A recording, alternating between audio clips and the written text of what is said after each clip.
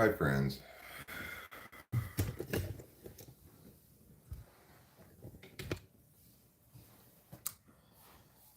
My name's host Eric.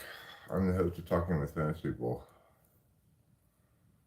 and I'm live streaming right now. It's 4:30 in the morning. I woke up early as I often do, but instead of going back to bed, I decided to get up and initiate a brief live stream. Won't be a super long one, I don't think. I took a couple of antihistamines with the intent of going back to bed here before too long. When you get up at 4:30 in the morning, one of the problems that you encounter. Hello, Winston's mom. When you wake up at 4:30 in the morning, one of the realities you encounter is nothing's out yet. Like,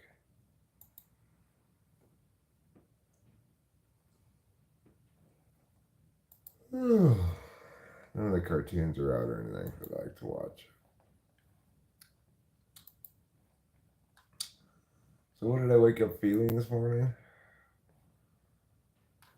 I woke up feeling a little bit mad. This is not that uncommon. Sometimes I wake up feeling mad. And yeah, when we go 4:30 in the morning, one of the first things you encounter is Winston's mom. So, I actually woke up feeling mad this morning about an odd thing. I woke up feeling mad at the old pharmacists I used to have, particularly the one at Oakhurst, who did a terrible job. Of course, there's no good reason for me to go feeling mad about something that's already over and solved.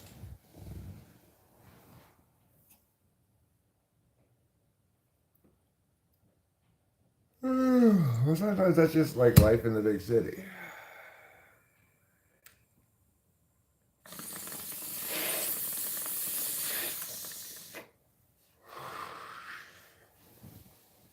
Well, I felt mad at the pharmacist in Oakhurst because he both failed utterly and then tried to blame me for it.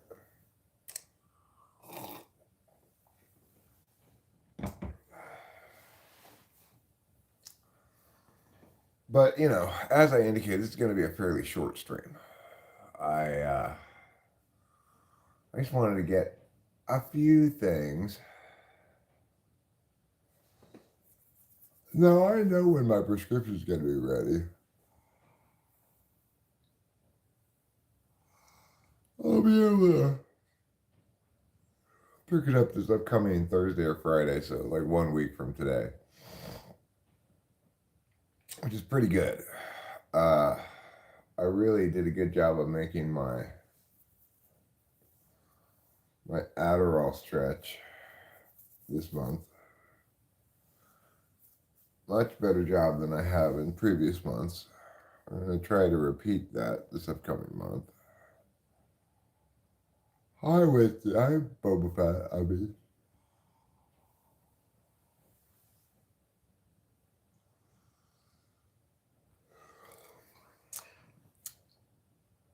Yeah, genetic fallacy is really just a form of ad hominem fallacy. Except instead of saying that this particular individual saying this is bad, they're saying that this is a notion popularized by a bad group.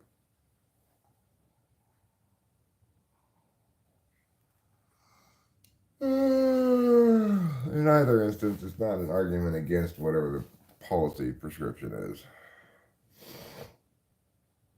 It's yet another fallacy of relevance.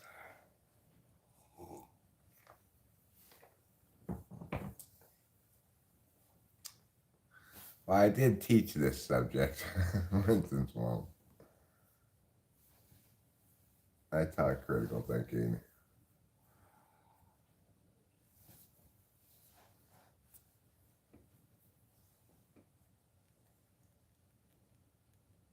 So I got big yawns for little Eric, obviously.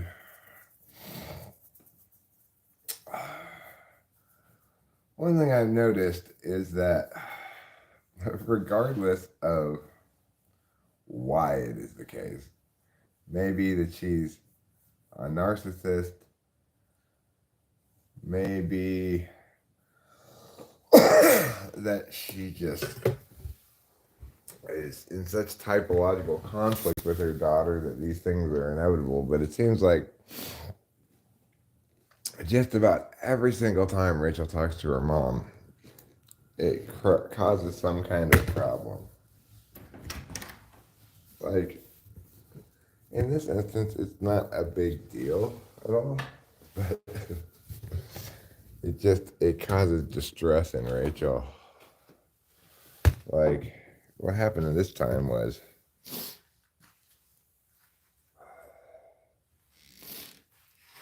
Rachel's mom called her and asked her what she wanted for her birthday.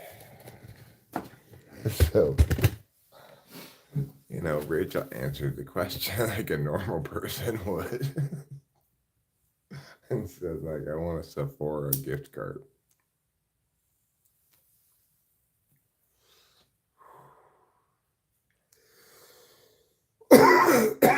Well, of course, call it third slot extroverted intuition, call it whatever. Rachel's mom's got this list of things that she thinks Rachel should want for her birthday.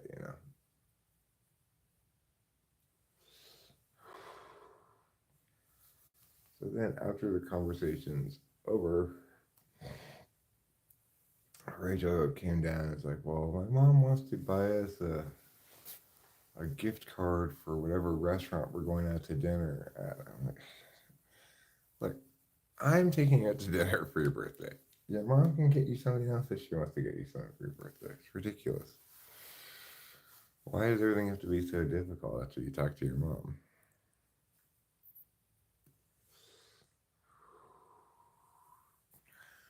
I don't know what it is, man.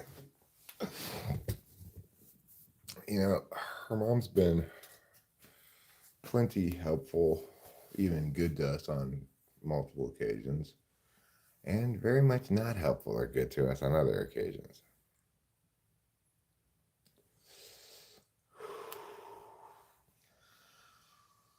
I don't know what to make of it, really.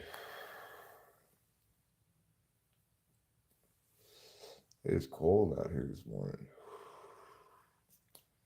So when I got up, it was 17. I think it's warmed up a little bit since then, maybe.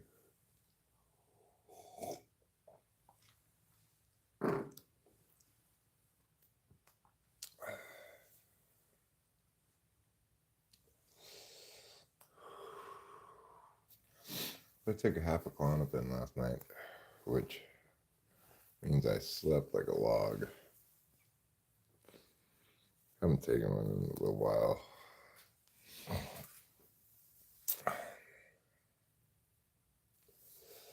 So it's like,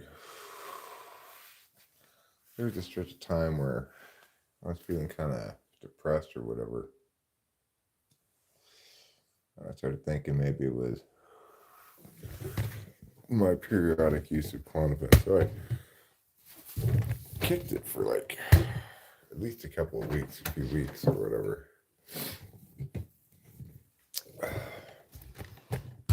Didn't experience anything that I could attribute to being like a withdrawal symptom or anything.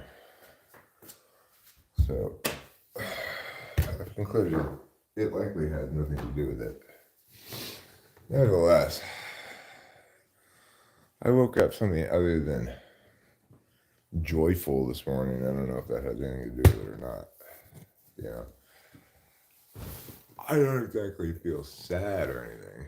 I just feel kind of Low frustration tolerance.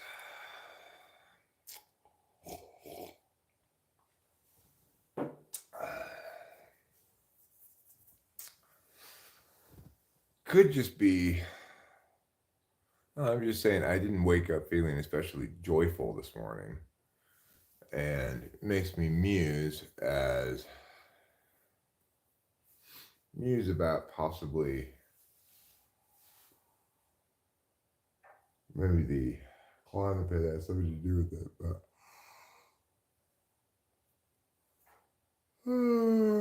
I doubt it. I mean, really, I understand what my stretch of malaise here is all about. And that's what I'm going through, the stretch of malaise.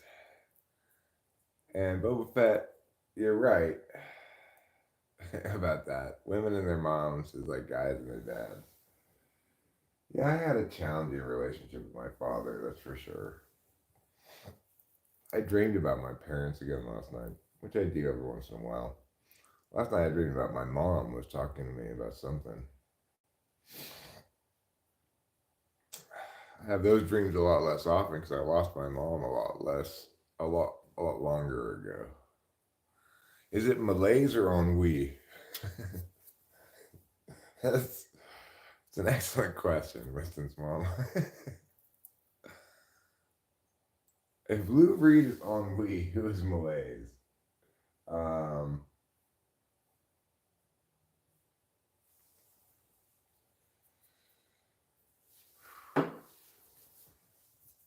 that's a good question. That's an excellent question. I don't know what the answer to that one is. If Lou Reed is malaise, and I think that's an excellent choice for malaise, who is ennui? uh, Lana Del Rey? I heard the worst song in the weed store the other day. It's Jimmy Carter is ennui. Okay. I think Jimmy Carter is actually malaise, but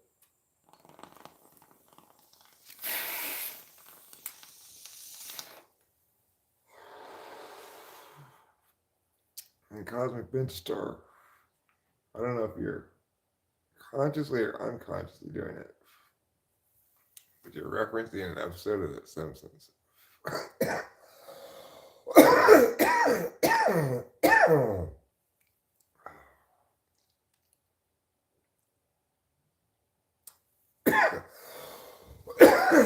Oh god, it was like impossibly bad. And at some point I would continue playing, I was like, oh my god, this song is terrible. Who is this? And Rachel said it was Lana Del Rey. I was just stunned by how terrible it was.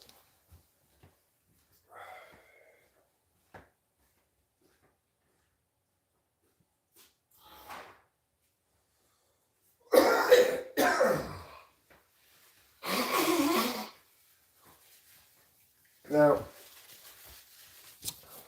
obviously, we don't go to the weed store very often these days. Oh, so you mean that episode of The Simpsons was referencing Jimmy Carter's actual speech about malaise? I didn't know he actually had a speech about malaise. I just thought it was a joke about the period of time in which Carter was president. Thank you for informing me, Cosmic Pentastar. There was actually a speech, huh?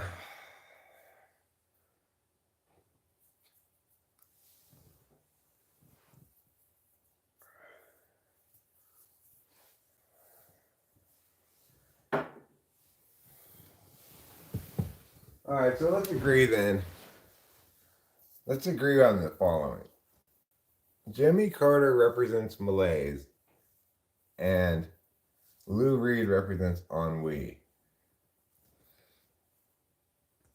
I think that seems fair.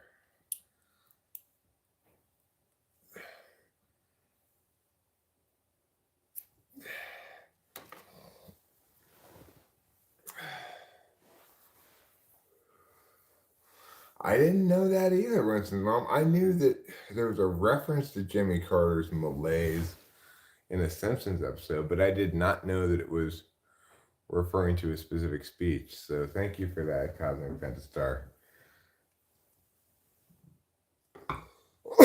Because I am a lifelong learner. That's what my elementary school teacher told me. And I've been going with it ever since.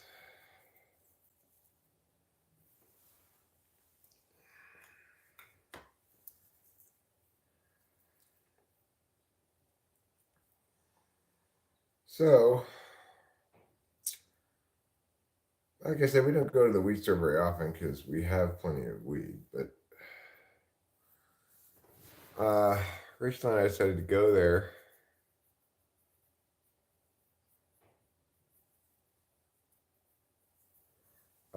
Because in part, well, the other day when I went to the casino, I won money.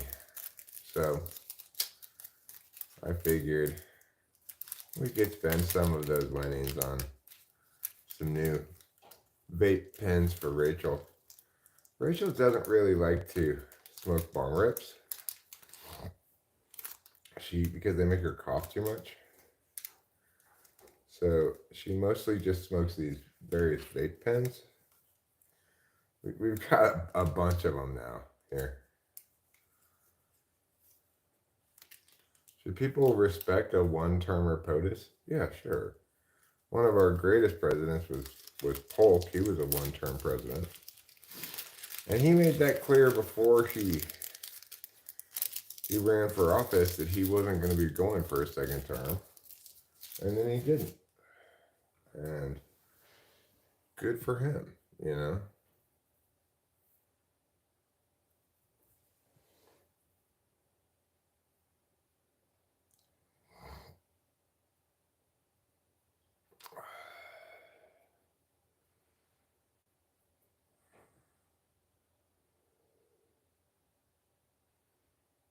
So he didn't make it very long into his second term, huh? Well, he should never have gone to see a play. He knew he was in for a boring night to begin with.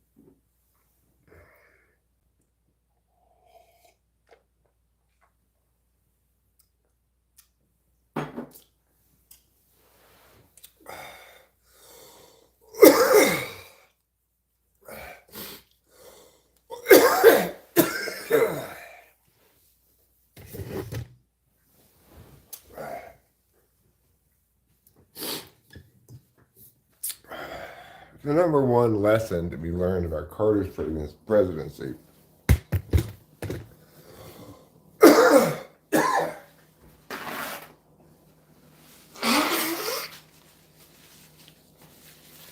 is that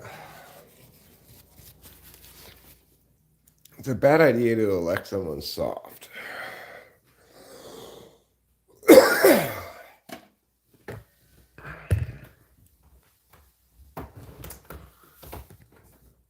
I don't think anybody would dispute that Carter was a good guy, right?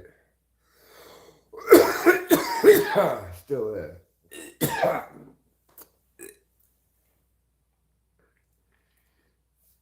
He's still alive, you know.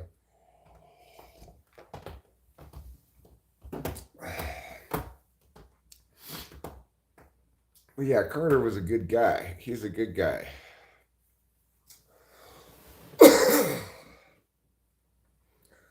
But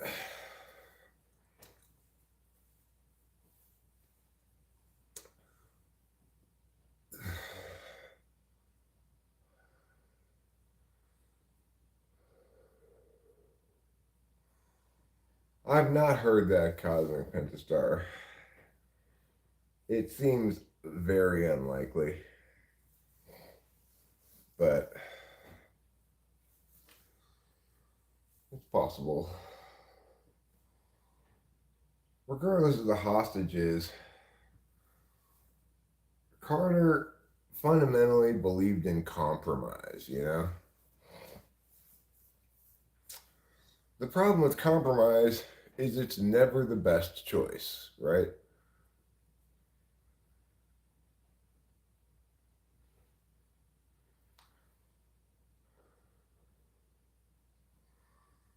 I mean,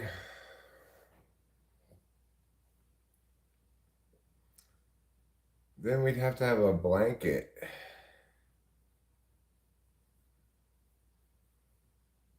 on the top of the chairs. I mean, we just sort of resigned ourselves to it.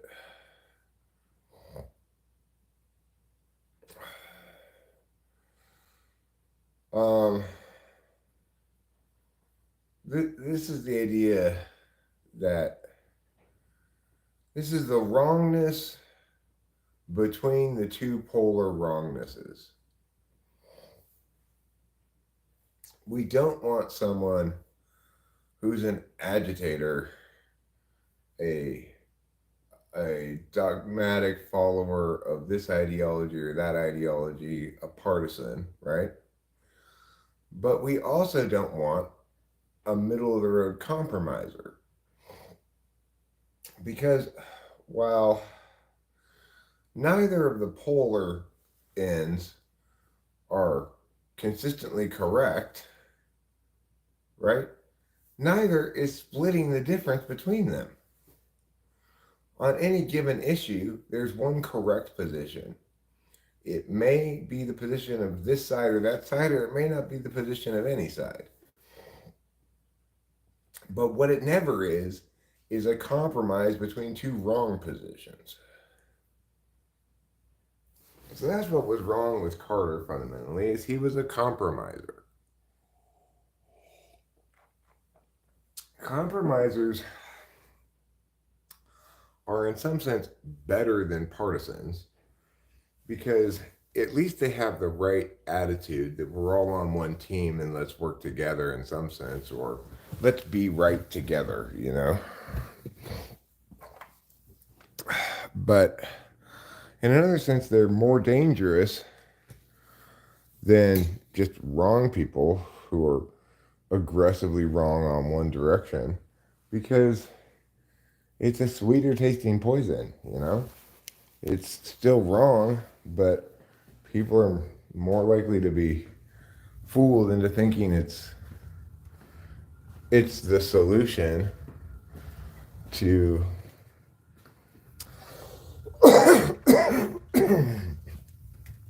an unhelpful dichotomy. It's an alternative to an unhelpful dichotomy, but it's definitely not the solution to it, you know?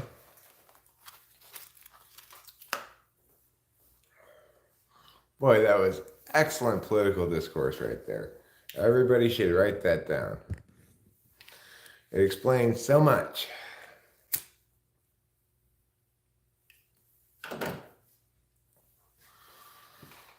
The sweeter tasting poison is compromise.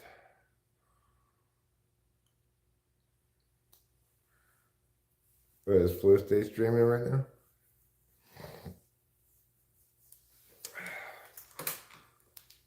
The think fast, talk smart types? Is that what that said? Oh, you guys, you could just use my name.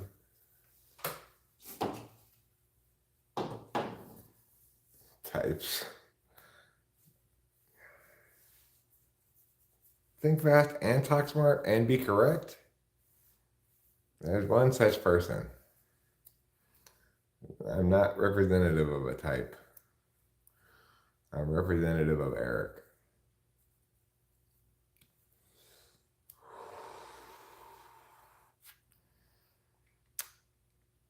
Because I'm a special unicorn snowflake. My horn is very pointy.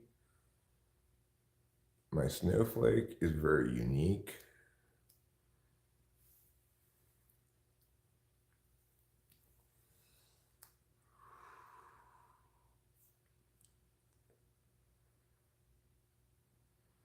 I got this interesting footage the other night. I might put it up the short. There was this, it was snowing, and there was this one snowflake that wasn't falling. It was just hovering in the middle of the air. I think it got caught on a spider web. But it looked very matrixy, you know? Like, what's up with that one snowflake? It's not falling like the rest of them. Carlos Paella, we've been waiting for you. We've been waiting, anxious, wringing our hands, hoping upon hope that you'd arrive.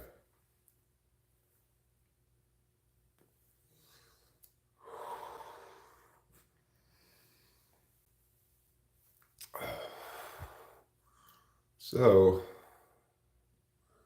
you know, I wouldn't anticipate a particularly robust stream here this morning.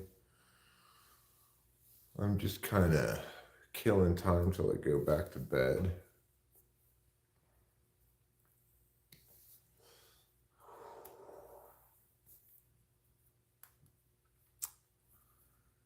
I know, deep in my heart of hearts, I know that I need to start working on something.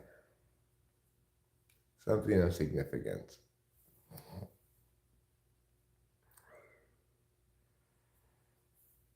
And I know what that thing is, even. I need to write a book.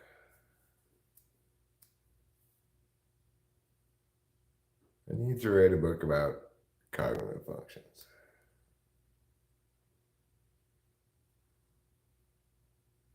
And then after that, I need to write a book about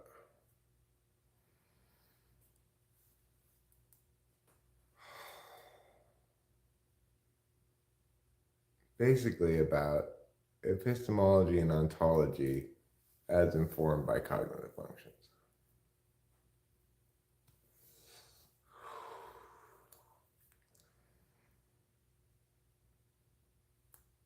Because nearly all, though not all of the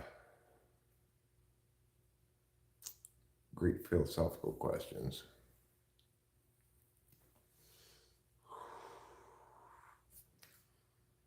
are resolved by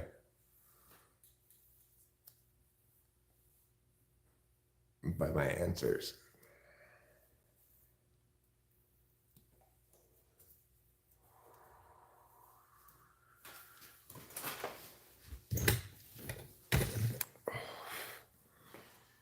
But it's reasonable that nobody's going to even consider the possibility unless I write a good book about it.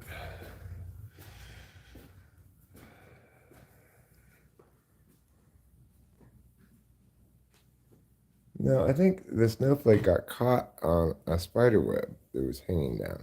That's what I think. I don't really know. It was weird. Because before I started filming,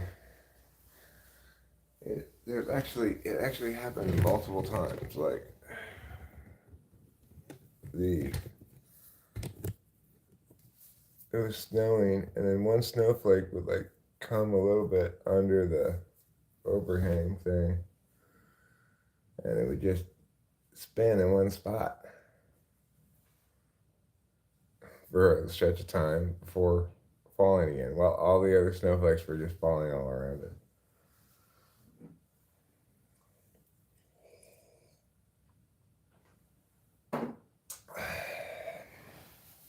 It just goes to show you that spider silk is so sticky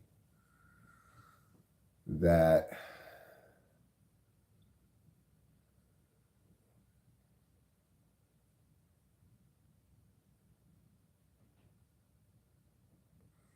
A unicorn in the swingers world means a single female willing to play. Huh.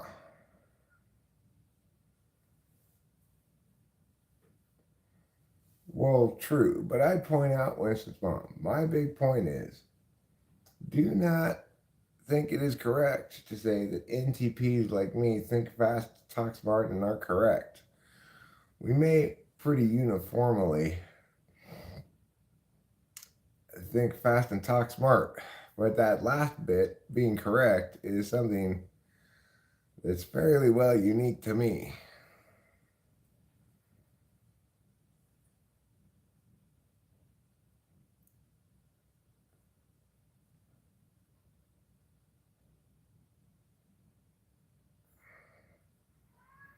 An upside down pineapple means you're interested in swinging. Well, I'm definitely not interested in swinging. Yeah.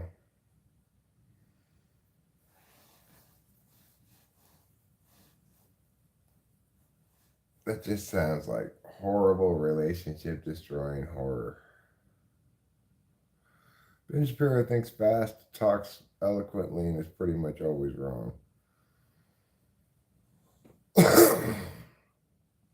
Well, I've heard him state the following, which is very much correct. That at the federal level, we need to stop writing big, overarching legislation and just make very surgical, issue focused legislation. So he's right about that. The bigger the federal vision, the bigger the federal disaster. The federal government needs to be passing very lean, targeted legislation when they pass legislation at all. Trouble, trouble. Fucking cat.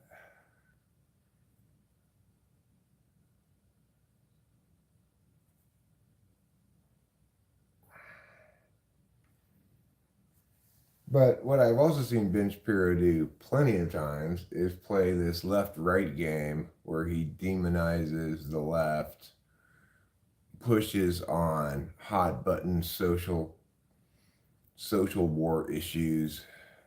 I've seen him do that plenty of times. So don't get me wrong.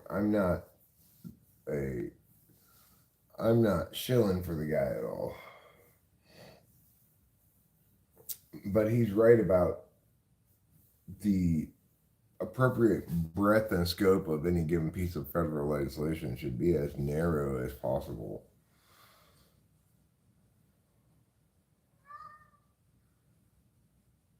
I mean, he's still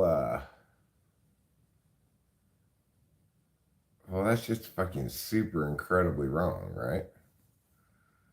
Like if he's able to be that wrong on that big of an issue,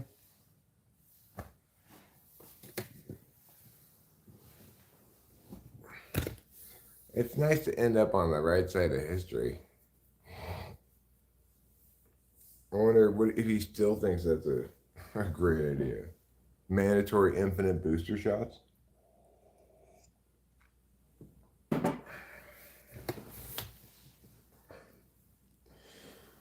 What a nightmare.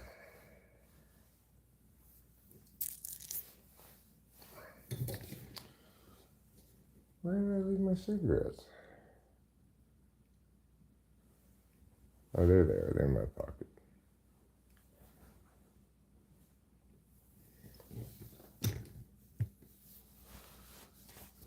Like I've said before, I do not get this whole is odd argument. It's ridiculous. The thing is, you can't describe a normative reality from a descriptive reality. You can't derive a prescriptive reality from a descriptive reality. I mean, it might require a bit of intuition, but like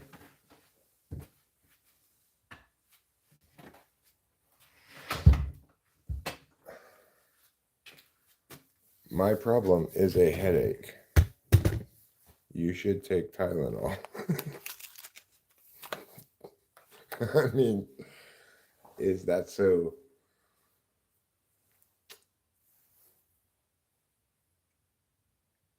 Is that so impossible to imagine? And you're talking about normative. This is an example of something that intuitively appalls the conscience. Well, then one should not do it.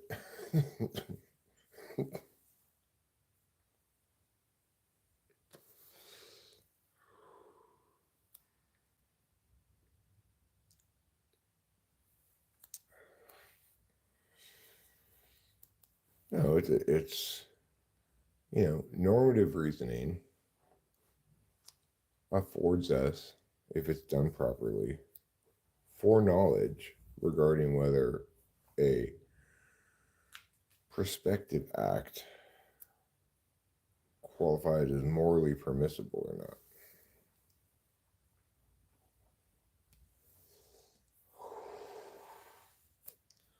In other words, it's an assertion of a status, right?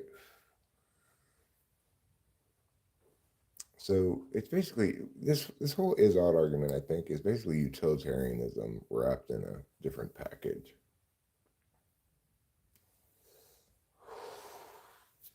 If you deny the existence of any normative framework by saying all normative issues must be determined after, post hoc by an impact calculus, and you acknowledge that you can't possibly calculate all the impacts intended and otherwise for any complex, set of actions taken, then wow, look, there's no normative reasoning. Except there is normative reasoning. It's called deontology.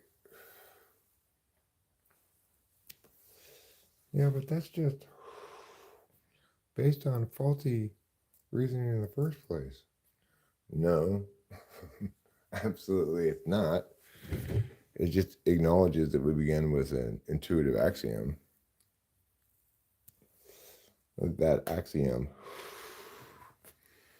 represents something inherent or implicit to human beings, namely that wickedness exists and that people can be accountable for doing wicked things. And the alternative is for you to advocate the moral permissibility of things that appall the conscience. And using even your kind of utilitarian compare worlds impacts kind of calculus, that's not a good situation. Just because something is a is the status about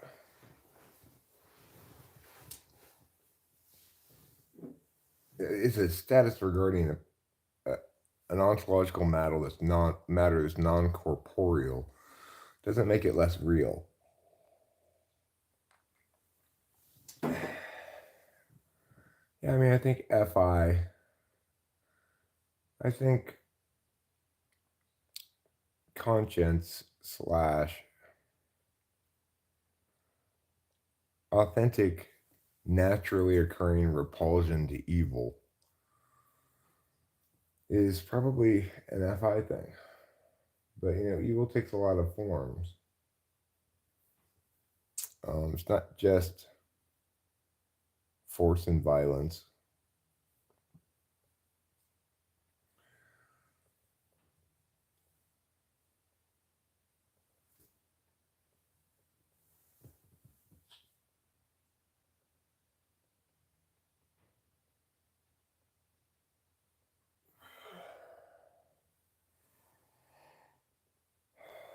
Regardless, one is compelled to ask, where are you going with this advocacy?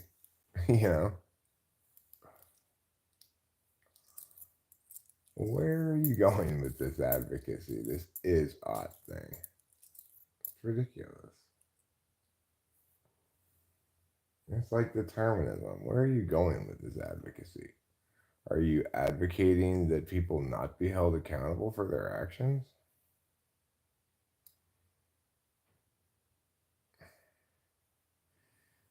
Of course, you don't know where you're going with this advocacy, and according to your own reasoning, that's an inevitable consequence of everything that's happened before and no fault of your own. How convenient for you. You know, that's what everyone should say to the determinists. How convenient for you.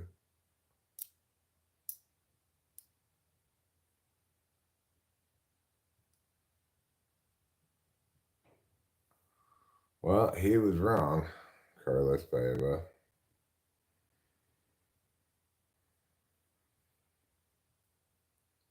There was, in fact, lots of reason to believe before the vaccine came out that it wouldn't work, and lots of data since to support the notion that it didn't. Certainly, it didn't vaccinate anybody. I mean, there's some data to support that people who got the vax are less likely to get hospitalized if they get it, but I find that data very, very spurious. There's also data that shows that that impact only lasts for a certain stretch of time, at which point you become more likely to be hospitalized for it. I don't believe much in that end of the data either. I think they're arguing from the margins. They're finding tiny, statistically significant differences in fairly small population samples. And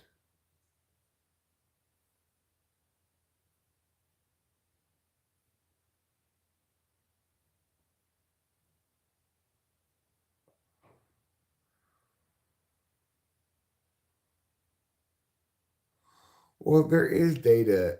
I mean, the thing is about a clusterfuck of disaster, like shooting stuff into people that doesn't do hardly anything, right? Whatever it doesn't do hardly anything.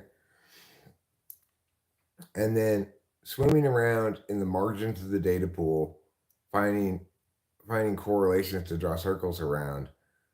It's just quibbling over nothing. The fact is, the vaccine doesn't work. It doesn't vaccinate people. It may have some limited positive effects for a short stretch of time, and etc. But it's you know the point is you're missing the forest for the trees, right? It doesn't work. Does it work a little teeny bit here in these kind of situations? Maybe. Who cares? That's not the fucking point, right? It doesn't work. To be hospitalized for a few months, right? Not to get this, but it doesn't prevent you from getting it, right? And in fact, it may make it more likely for you to get it, but just get it less, you know, less bad. I don't know.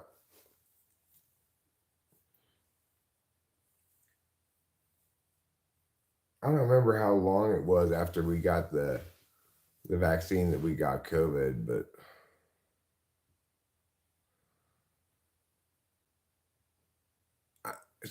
I would be I'm very dubious of claims that the vax caused a great deal of harm. It may have made some people more likely to get the disease. It's such a mess of data to deal with. The point is that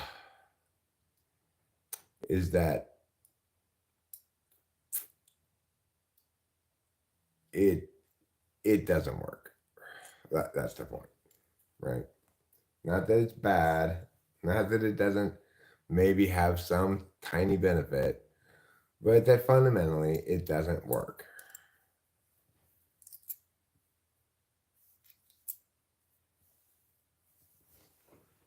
And as long as we keep that in mind, we don't have to worry about quibbling over over irrelevancies. Maybe it does do harm. Maybe it does some good and it does some harm.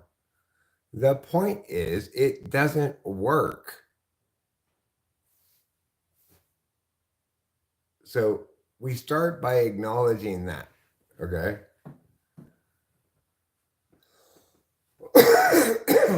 Okay, Carlos. Well, again, let's stop getting distracted by the trees and pay attention to the forest. It doesn't work. It was a disastrous failure. The whole lockdown policy was predicated on the idea that we could successfully vaccinate for it, and it doesn't work. I explained how it was unlikely to work before we waited years for them to come up with a vaccine that doesn't work, that fails to vaccinate.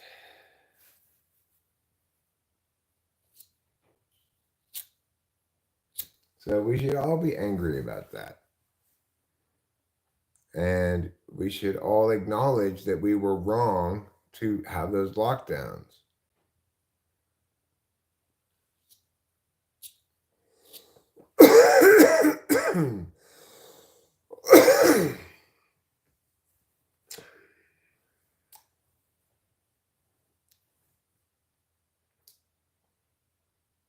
It's like,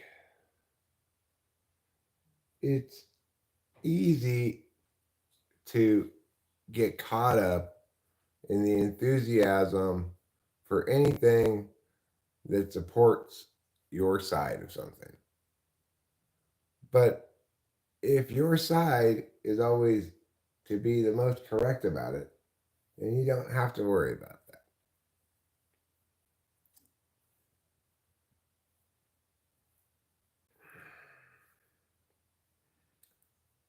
Like, anybody who even refers to the thing as a vaccine at this point is committing a crime against words.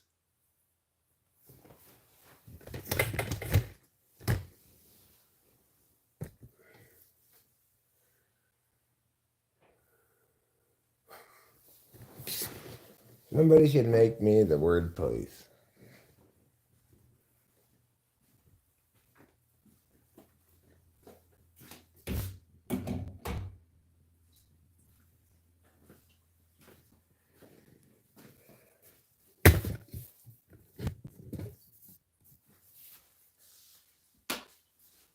Media outlets world around today were cited for misusing the word vaccine by word policeman Eric, king of the word police.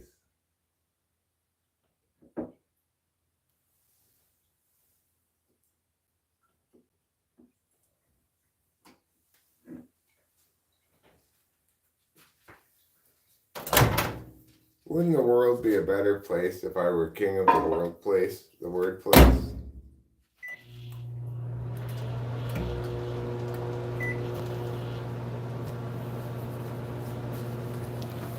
Why are there so many songs about COVID and how this shot makes you immune? When everybody I know who got the shot turned out to get COVID too. That's not what any sane person would name a vaccine. That is something else. Placebo, I'm thinking, perhaps that is drinking, and that's why people are so dumb, thinking they're vaccinating either their daughter or son. Vaccines prevent you from getting diseases, and that's not what COVID shot did. Quibbling over marginal matters of data is just like a big fat old fib. Why can't we all just now listen to Eric, even when he's singing songs? He's still the right one, Singing the truth now to everyone else who is wrong. All of us listen to him. You know that he's probably right. That was a beautiful, beautiful song. Wow. Those were some of the best lyrics for a song I've ever heard.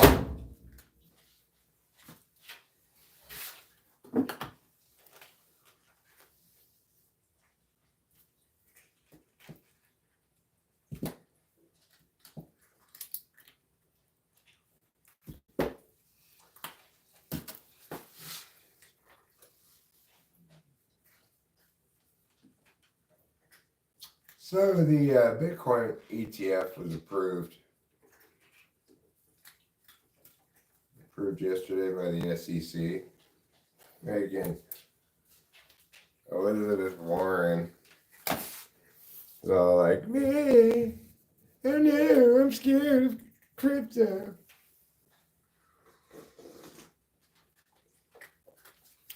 What a dumb country without a re.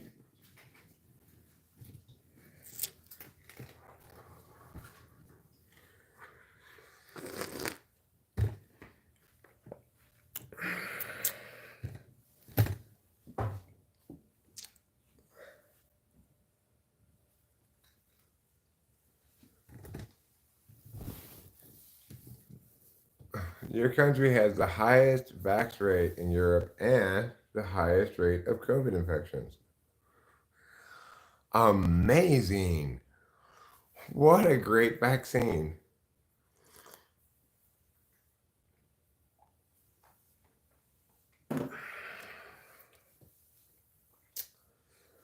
Anyway, do you guys like my song? I hope so.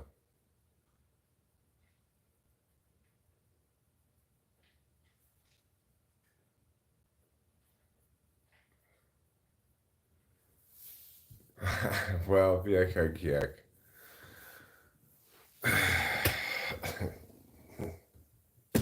I think you're attributing, you're guilty of a very fundamental attribution fallacy.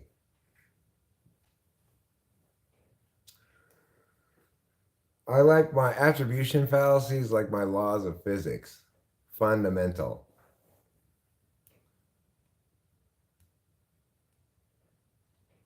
No, I want to hear you interpret TS. What's TS? Thanks, Carlos. I appreciate it. Thank you. This one, I mean. Pew.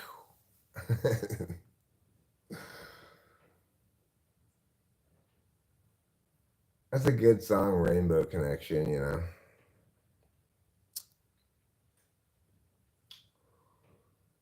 These ruling elites, they're always getting into things.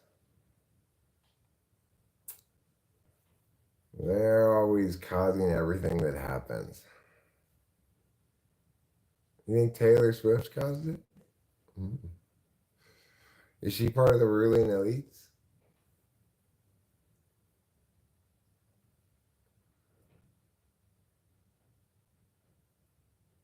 Yeah, it was Kermit. Gene Wilder did not sing that song.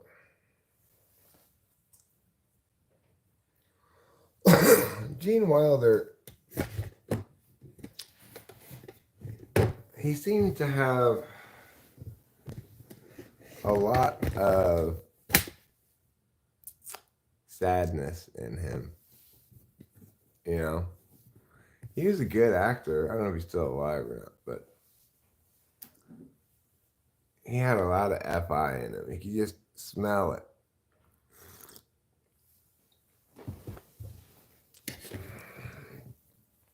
You could smell the FI on Gene Wilder, just like you can smell the FI on Joaquin Phoenix.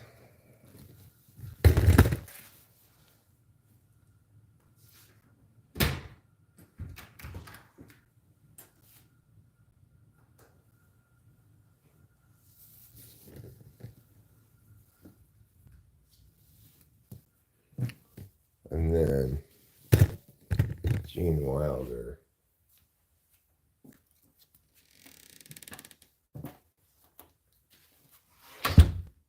Gene Wilder had to make all those terrible movies with Richard Pryor, you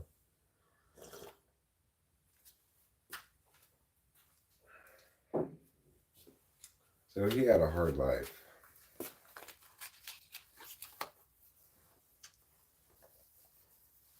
Richard Pryor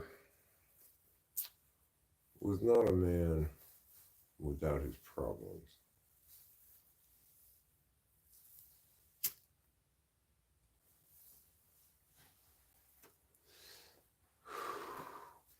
I believe he died of some kind of drug overdose or something, Richard Pryor.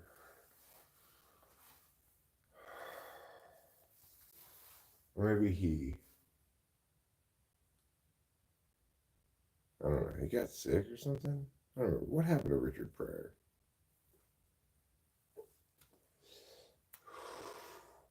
He died young. It didn't end well for him, you know.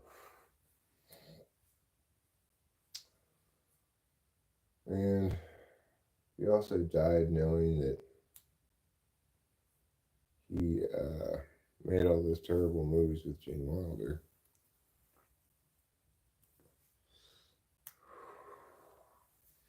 So that couldn't have helped.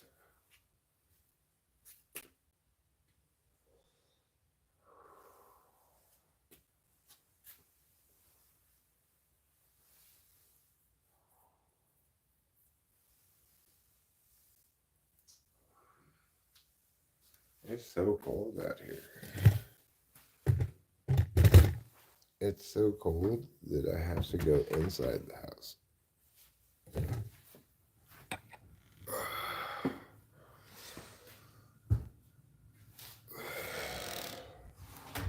Inside the house is substantially warmer than outside.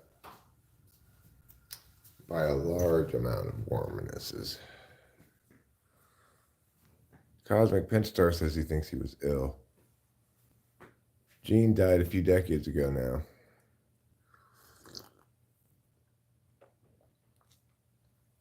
Fair enough, Yoko Kyok. Fair enough.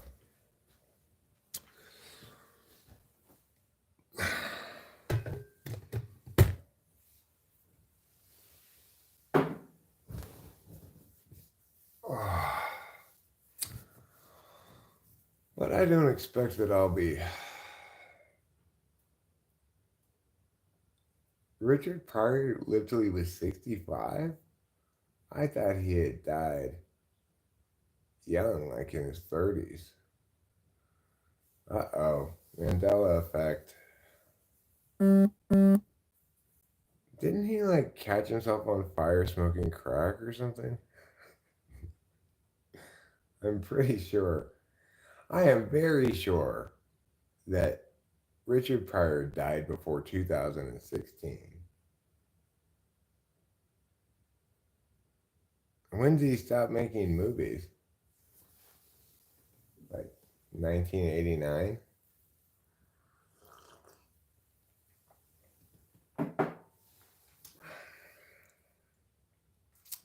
I just find that impossible to believe that Richard Pryor died in 2016. Richard Pryor died in 2005. Gene Wilder died in 2005. Okay. Well, still later than I would have thought. Gene Wilder sounds about right.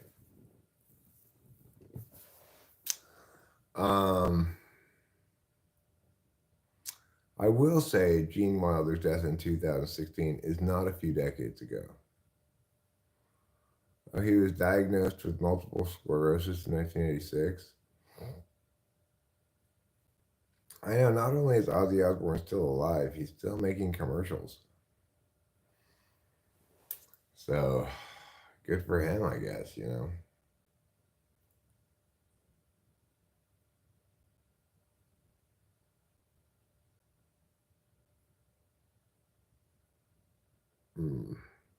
You know, it's kind of weird.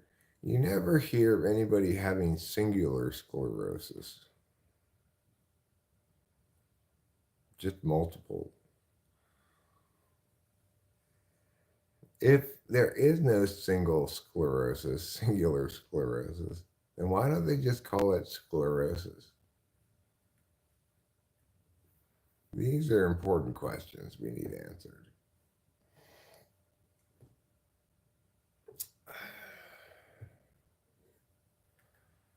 Well, I do plan on. You know who else is staying alive? The Bee Gees. Are they? Are the Bee Gees still alive?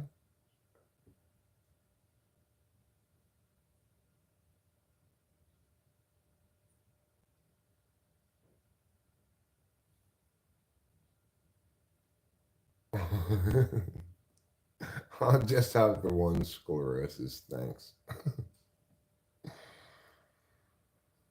Well,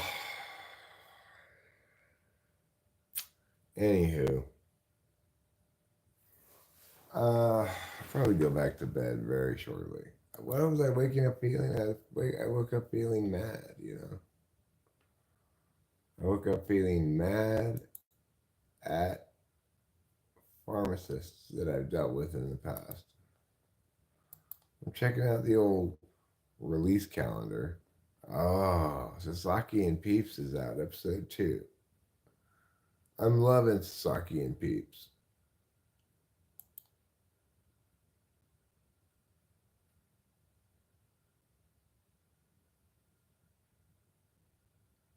One of the Bee Gees is left. Hmm.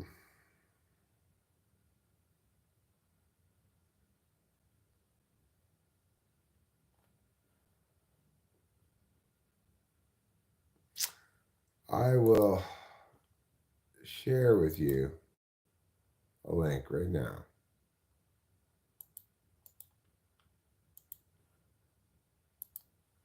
So you can see what I'm talking about. Barry Gibb is the only surviving member of the Bee Gees. His younger brothers,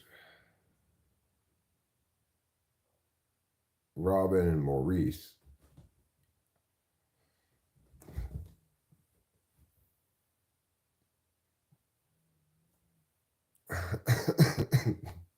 Saki and Peeps. Sounds like a decent night.